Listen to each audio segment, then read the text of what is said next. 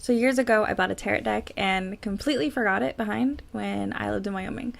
So I've been really wanting to buy a deck. I could not remember the one that I had before. I absolutely loved it. I was able to connect to it. I was able to really sense something with it, if that makes any sense. Maybe it was just me at a time where I felt like I needed direction. That's exactly what most of these decks do.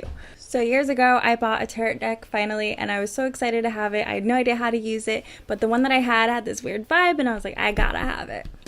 I tried to get into the whole stones and like vibrations and energy. So I never fully got excited or connected with it. I did buy a block of obsidian, a block of obsidian just based off of my birthday and my moon sign and all of the above. So I carry that everywhere. I know you're not necessarily supposed to carry it because it can bring in a lot of bad juju, like depending on like where you're going or what you're doing, where you're at.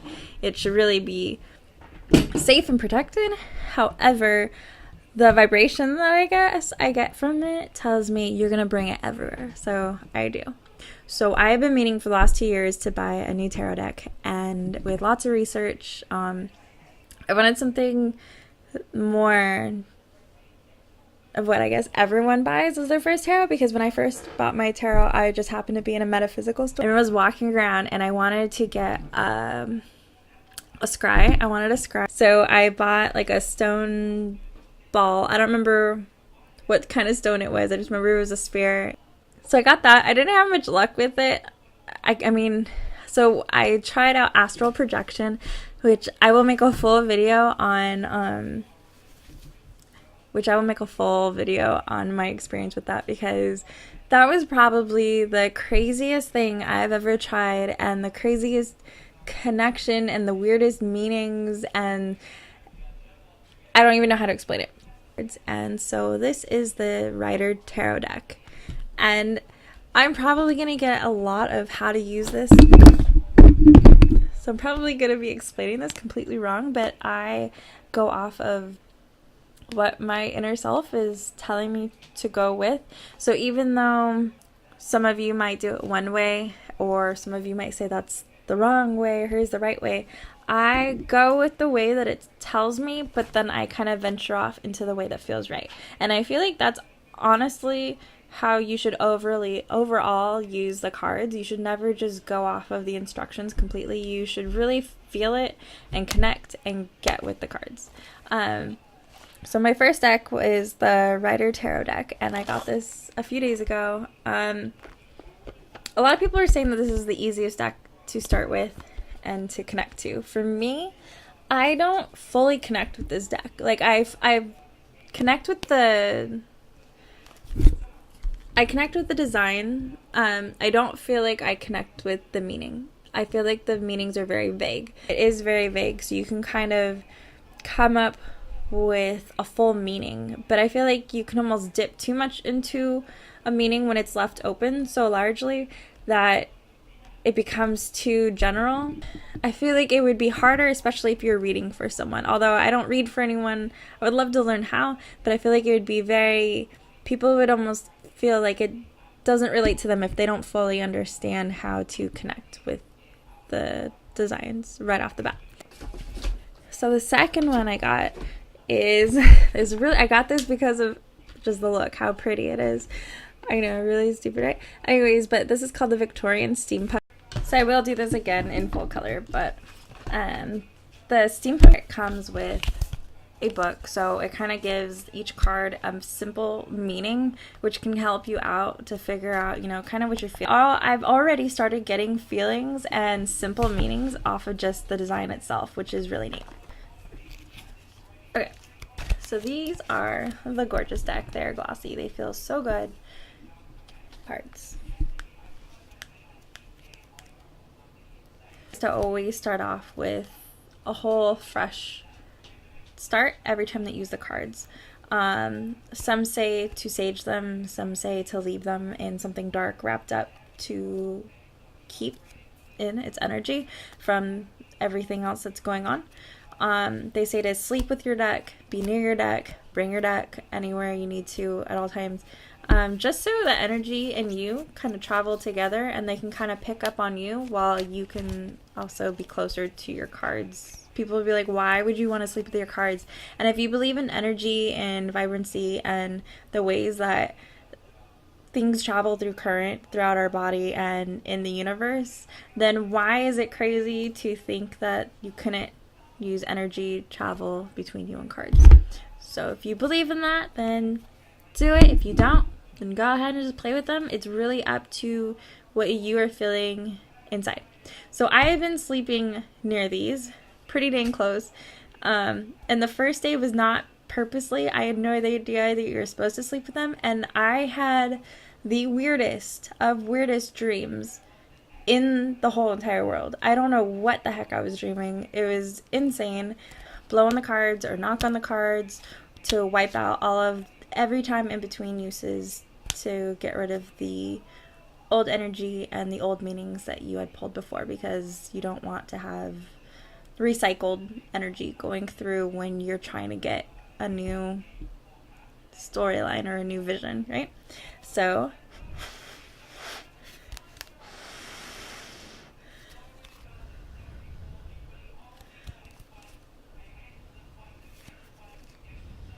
and shuffling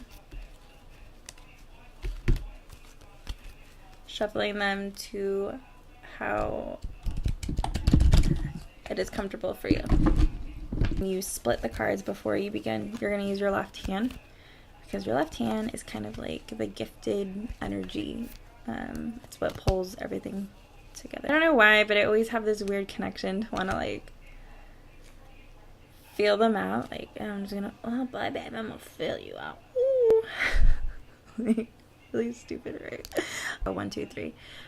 So what I do is I go 1, 2, 3, and then to get into deeper meanings, I will pull one more card onto each existing thing. And using our left hand,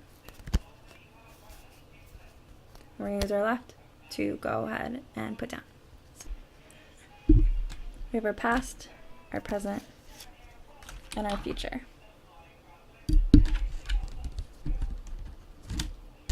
Past is our 5 of beetles, and this is right side up. Present is 6 of beetles, right side up. And our future is 3 of moths, right side up. Now, if you have like a reverse card, a lot of the times it does mean not so good outlook. However, sometimes a reverse card can actually mean a better meaning than right side up. So it just depends. I have had a a reverse card before, which overblew the actual upright meaning, and it was really surprising. So we're going to start with the 5 of beetles. And this is a traditional meaning of the 5 is poverty and exclusion, although there is usually a fear of poverty or feeling alone rather than a reality. Money may be tight, but you have more resources than you realize. You just need to look further afield to find them. Problems will be solved. So obviously that's financially wise, and that is a big thing that I am currently dealing with. And so that does make a lot of sense to me. So let's go ahead and get into a little bit more of a meaning for that. First one that we get is a right side up or upright 4 of dragons. So my 4 dragonfly says, although this card shows stability, you may be stuck in old patterns of behavior, beginning to feel bored and static. While this may be acceptable in short term, if you're complacent, a relationship or project may deteriorate. Take action before you lose motivation. So that kind of recollects with me, because I feel like I am having trouble with spending money and remembering what's more important, things that I need to get accomplished. So that is kind of a kick in the butt right there. Thanks, cards. That was actually kind of nice, like a little, you need to get your shit together of life when it comes to feeling accomplished or feeling successful or not being successful in the end. So that's kind of like, that's really neat for it to tell me that things will be okay.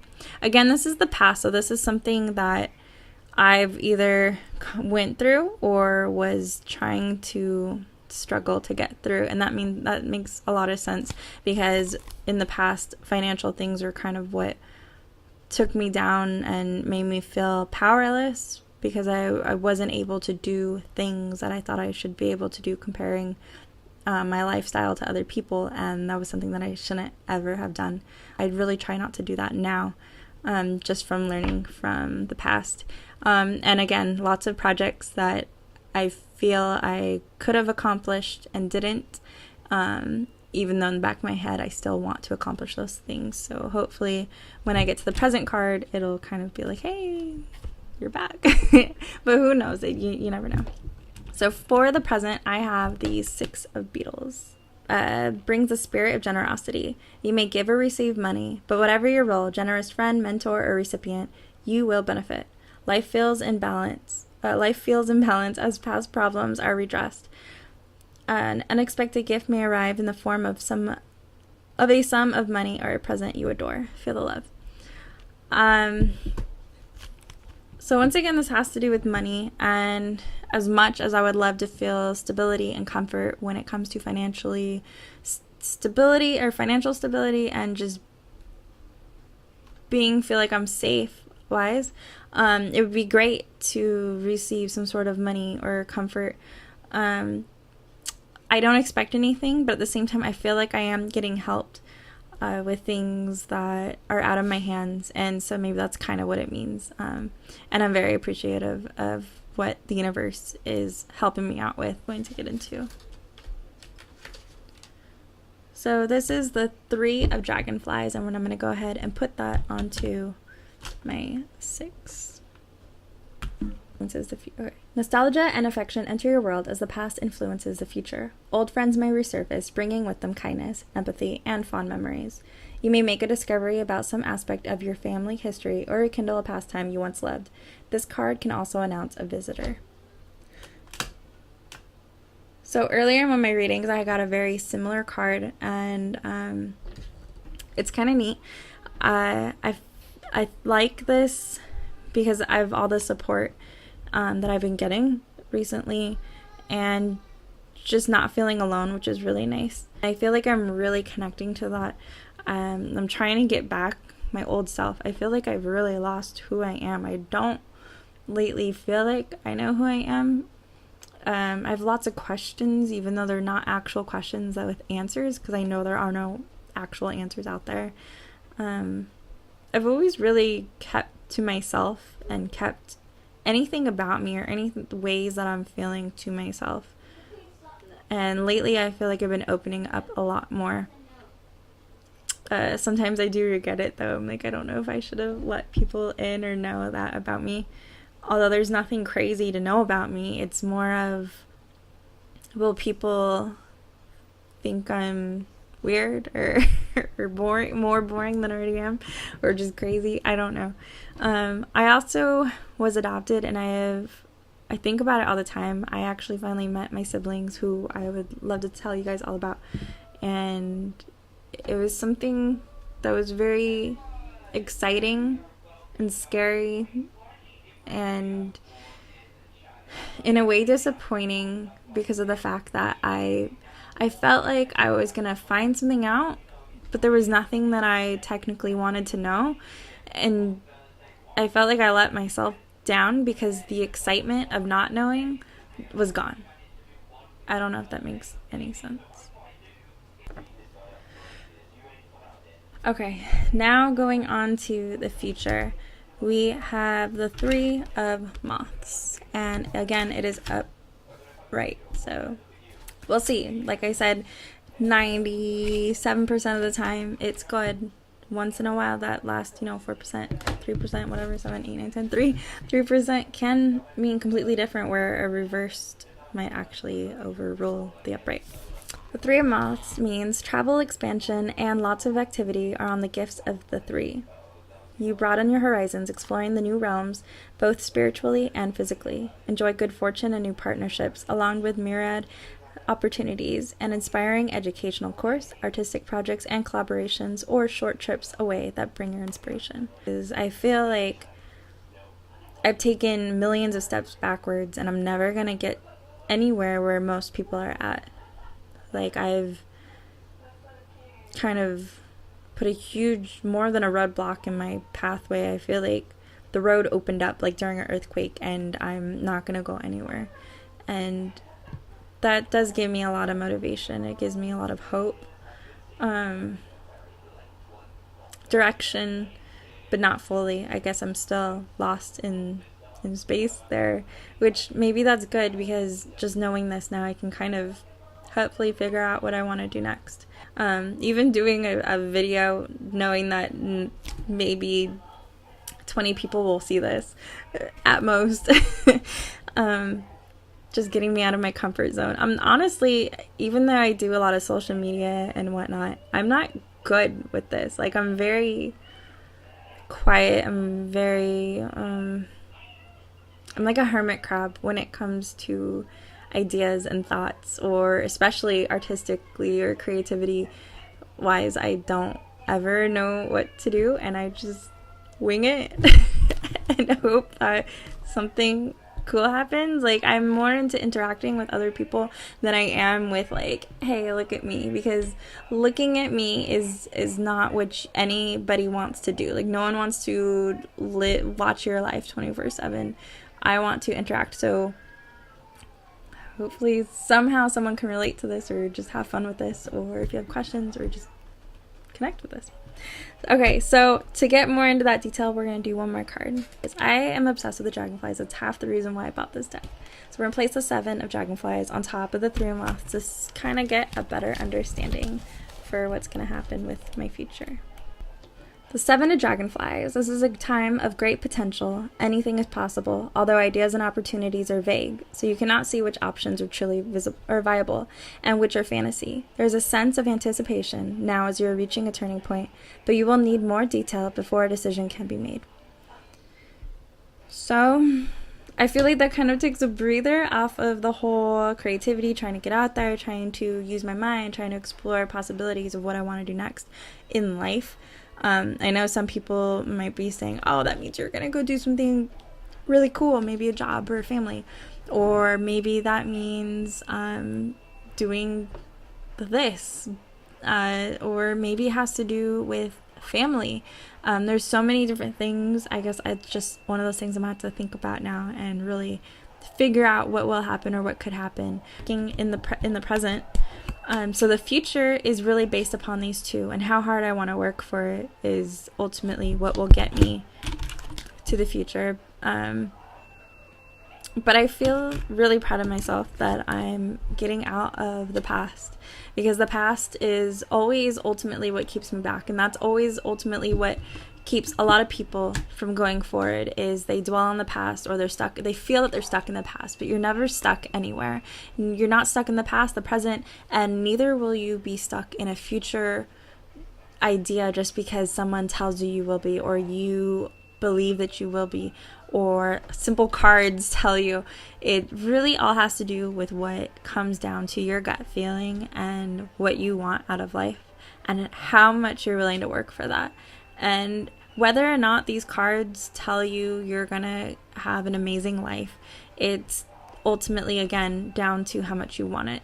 Because the happiest of happiest sometimes are the first ones to crash and burn, and that's just because they get all of this expected notion in life that life, like, they just deserve everything good in life, and they don't have to work for it. And that's one thing that even myself has to deal with. I don't feel like I deserve anything, but a lot of the times I feel like things should be easier, and so I give up very easily rather than trying to push or pursue what's going on.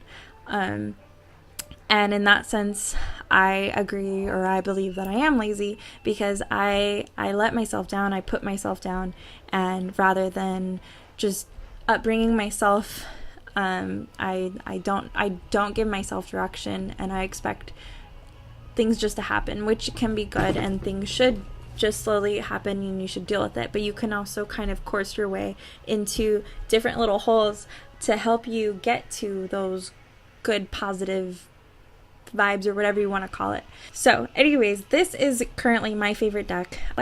There's so many different spreads that you can do, so many different ways that you can figure out what's going to happen daily, weekly, monthly, yearly, and just from birth to then.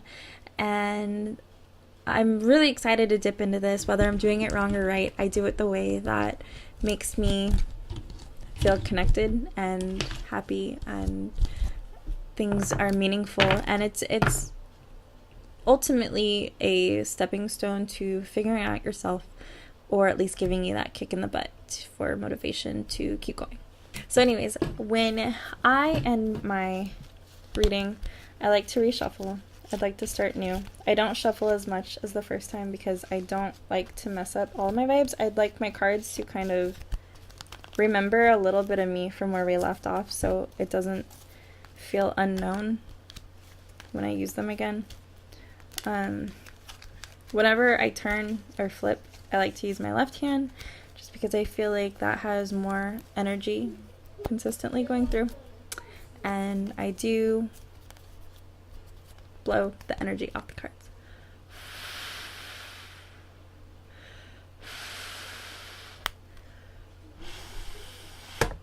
And this is the original, what most people think of tarot or know of tarot. So these are the cards.